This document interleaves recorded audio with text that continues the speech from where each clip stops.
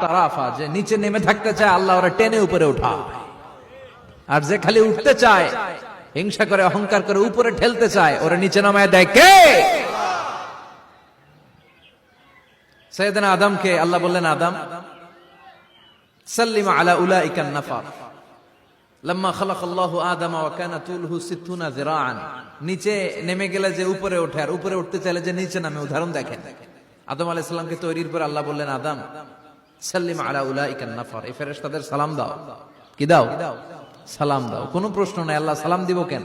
ফেরেশতারা আমারে দিব না কেন? আমি আগে দিব কেন? কথা আছে কোনো? যেই সালাম দিলেন, সালাম দেওয়ার সাথে সাথে ওনার মর্যাদা বাড়িয়ে দিল কে? এত মর্যাদা বাড়ালেন যে নূরের ফেরেশতারা মাটির আদমকে সেজদা দিতে বাধ্য হয়েছে। চিৎকার করে বলেন ঠিক কিনা? তুমি মাটির আদমকে প্রথম সৃষ্টি করিয়া ঘোষণা করি